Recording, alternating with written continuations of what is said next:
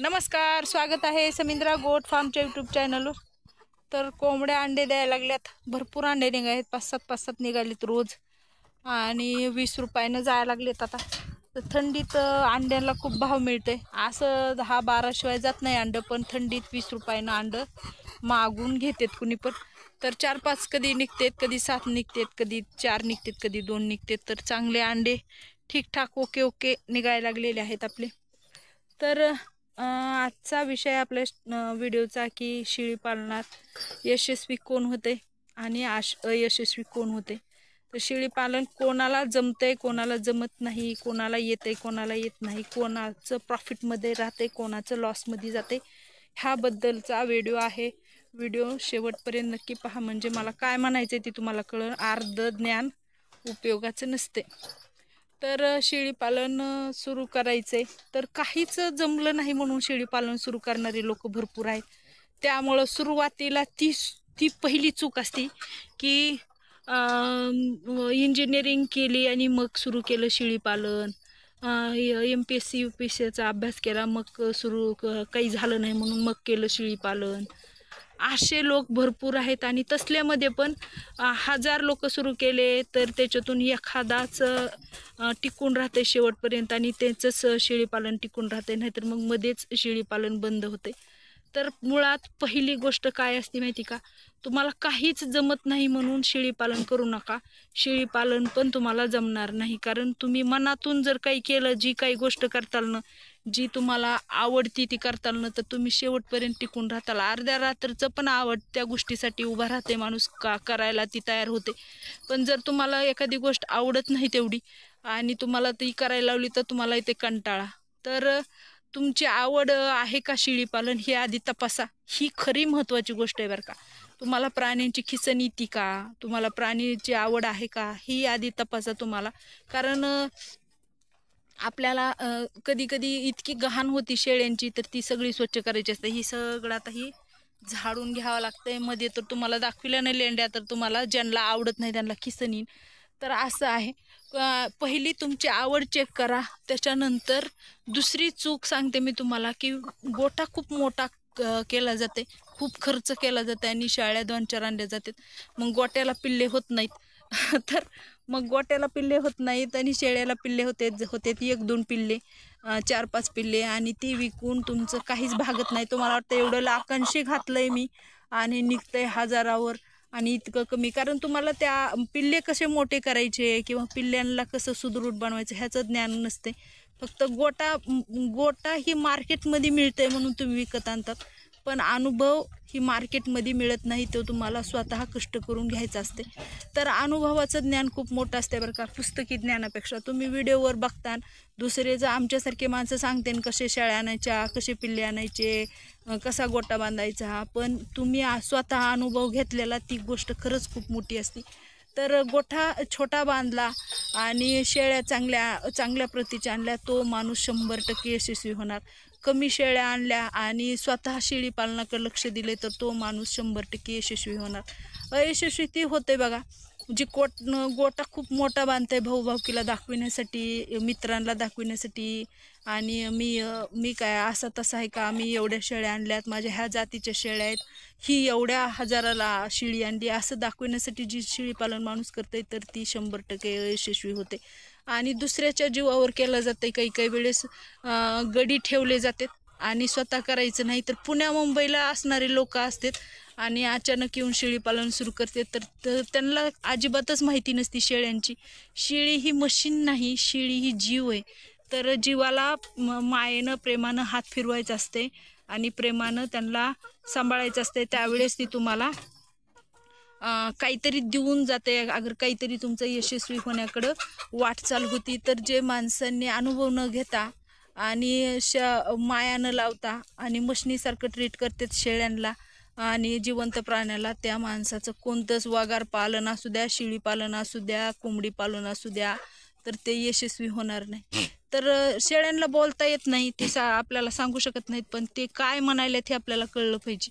तर कधी कधी शेळी आजारी पडली की एका साईडला जाऊन उभा राहती आणि म्हणजे तिचा चेहरा तिच्या सगळ्या हावभावावरून कळते की ही आजारी आहे, हिला काहीतरी प्रॉब्लेम आहे.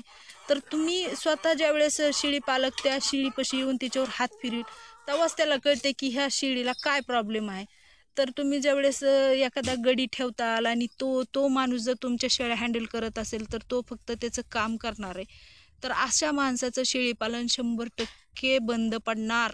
100% ते माणूस म्हणजे त्याला त्याचं आधीचं भांडवल तर वायाच जाणार शेडचं, आणि त्याचे पसले दुसरे पण पैसे जी त्यानं वेळ घातलेला आहे, आणि समजा दुसरे पण जे खर्च आता ही शेडचेच म्हणा. अगर आता ही आपण घेतलं समजा ही काय म्हणते तर गव्हाण घेतली समजा, अगर त्यांच्यासाठी काय जी खर्च केलाय ती सगळं वाया जाणार आणि भंगारच्या भावात ती सगळं विकावं लागणार. तर शेळी माणसात बसू पण शकते आणि शेळी माणसातून उठवू पण शकते. तुम्हाला म्हणजे कर्जबाजारी होण्या इतपत पण शेळी तुम्हाला वेळ आणू शकते बरं का. तर शेळी पालन बंद अशा माणसाचं पडते की तुम्ही ही सुरुवातीचे 2 कारण आहेत बरं का. आणि तिसरं कारण हे आहे की चुकीच्या शेळ्या निवडणं, कारण तुम्हाला माहीत नसते. तर एखाद्या मोठ्या फार्ममध्ये जायचं, ते अव्वाच्या सव्वा महाग शेळ्या लावतात आणि त्या महाग शेळ्या 20, 25, 30 हजाराची एक शेळी सुरुवातीला आणतात तुम्ही. आणि त्या शेळ्या म्हणजे कोणतीच शेळी हँडल करण्याचा तुम्हाला अनुभव नाही. तर तुम्ही एकदम काय करतात की तुम्ही एकदम PhDलाच हात घालतात. पहिली दुसरी तुम्ही शिकतच नाहीत. तर पहिली दुसरी शेळी पालनातली ही आहे की तुम्ही छोट्यात छोटा शेड करायचा आहे आणि तुमच्या जवळपासच्या शेळ्या आणायच्या आहेत. त्यावेळेस मग तुम्हाला त्याच्यावर अनुभव येईल. तुम्हाला कळल की नेमकं कसं हँडल करायचं, शेळ्यांना काय खायला टाकायचं, किती वाजता टाकायचं, त्यांचे हावभाव, त्यांचं वागणं, त्यांचा दवाखाना. तर ह्या गोष्टी तुम्ही स्वतः हँडल करताल त्यावेळेस तुम्हाला लक्षात येईल की शेळी पालन कसं करायचं. तर आम्ही बघा, आता हे आमचं 5वं वर्ष लागलेलं आहे, तरी आमच्याकडे बघा शेळ्या किती कमी आहेत. तर कधी कधी सुरुवातीला चुका होत्यात, आमच्या पण चुका झाल्या, तुमच्या पण होणार आहेत. पण त्या चुकातून एकदम क्लोज करून घेण्यापेक्षा तुम्ही त्या चुका कशा सुधारू शकताल ह्याचा विचार करून तुम्ही त्याच्यावर निर्णय घ्यायचे आहेत. आणि त्याच्यामुळं शेळीपालन बंद पडते बरं का. निर्णय क्षमता बी असली पाहिजे माणसात. तर सगळ्याच गोष्टीची इथं सांगड पाहिजे तुम्हाला. आणि माणूस सोशिक पाहिजे बरं का शेळीपालनात. की आला राग आणि मारला दगड एखाद्या शेळीला, तर शेळीत जीव बारका असते शेळीचा. थोडा पण मार लागला की शेळ्या मरू शकतात तुमच्या हातानं. तर ही काही म्हैस नाही, गाय नाही. तर असं आहे. म्हैस गाय हँडल करण्याची पद्धत वेगळी आहे आणि शेळ्या हँडल करण्याची पद्धत वेगळी आहे. तर तुम्हाला आधी 4-2 शेळ्यावर तुम्ही आधी प्रॅक्टिस करायची आहे. एखादं वर्ष द्यायचं आहे. तुम्ही कोणता पण धंदा सुरू करा. म्हणजे मी म्हणत नाही शेळी पालनच, कोणता पण धंदा सुरू केला तरी तुम्हाला आधी त्याची प्रॅक्टिस करावी लागते. आधी त्याच्याबद्दल माहिती घ्यायची असती. आधी त्याच्याबद्दल सगळं कॅल्क्युलेशन करायचं असते की आपण इतके घेतल्यानंतर इतके जाते, त्याच्यात काय काय तोटा होऊ शकते, ह्या सगळ्याचा अभ्यास करून तुम्ही शेळी पालनात उतरायचे. आणि अव्वाच्या सव्वा खर्च करायचा नाही. नाकापेक्षा मोती जड म्हणतात बघा. तर तुम्ही शेळ्या आणतात 2 आणि शेड करतात 10 लाखाचं. तर असं असं अव्वाच्या सव्वा खर्च करायचा नाही. तर ह्या गोष्टी खूप महत्त्वाच्या आहेत आणि ह्या गोष्टी खूप कमी सांगितल्या जातात बरं का. ह्या गोष्टी फक्त म्हणजे ह्या गोष्टी काय सांगितल्या जातात की एक शेळीचे 20,000 येतात. मी पण सांगते एका शेळीचे 20,000 रुपये सरळ येतात. एक शेळी तुम्हाला 20,000 नक्की देऊन जाते. पण 20,000 एक शेळी देती ही खरं जरी असलं तरी ती कधी देती आणि ती सुदृढ असल्यानंतर तिचं हँडल करण्याची, कारण एक जीव आहे ती काही मशीन नाही की ही एखादी मशीन असते बरं का, एखादी वस्तू बनविण्याची मशीन असते तर एका तासात तिच्या इतक्या वस्तू बनतात. ती ती एक मशीन आहे आणि ही एक जीव आहे. हीच ह्या दोन्हीतला फरक आहे. तर कोणतं पण तुम्ही करणार असाल, काही पण करा, वगार पालन करा, शेळी पालन करा, कुक्कुटपालन करा, तर ही जिवंत प्राण्याचा बिझनेस आहे आणि ह्याच्यात तुमचा लॉस होऊ शकते. ह्याचं पण जाणीव ठेवून आणि सगळा अभ्यास करून उतरा. तर ही न येण्याची गोष्ट नाही बरं का. सगळ्यात येडा माणूस पण शेळीपालन करू शकते. पण तुम्ही आधी प्रॅक्टिस करा थोड्यापासून आणि कमीत कमी खर्च करा. कारण पहिलं तर बघा, येडा माणूस शेळीपालन करत होता. ज्या माणसाला काही जमत नव्हतं ती माणूस शेळीपालन करत होता, ती यशस्वी होत होता. आणि आपण का होणार नव्हतं. आपल्याला तर एवढी टेक्नॉलॉजी आली आहे.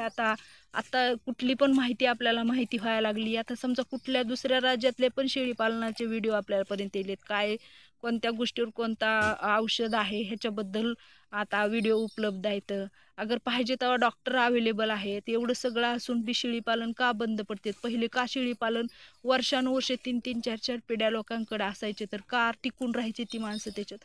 तर सोशिकता होती आणि शांतता होती, हावहाव करत नव्हते लोक. आता नुसतं तुम्हाला आज शेळीपालन केलं की उद्यापासून उत्पन्न पाहिजे, तर तुम्हाला थोडी सुशिकता पाहिजे, तुम्हाला थोडा धीर असणारा माणूस शेळीपालनात उतरू शकते आणि तीच यशस्वी होऊ शकते बरं का. तर मला माहीत नाही मी सगळं व्यवस्थित सांगितलंय का, काही राहून गेलंय का? तर काही राहून गेलं असलं तर नक्की कमेंट करून सांगा. आणि बघितल्याबद्दल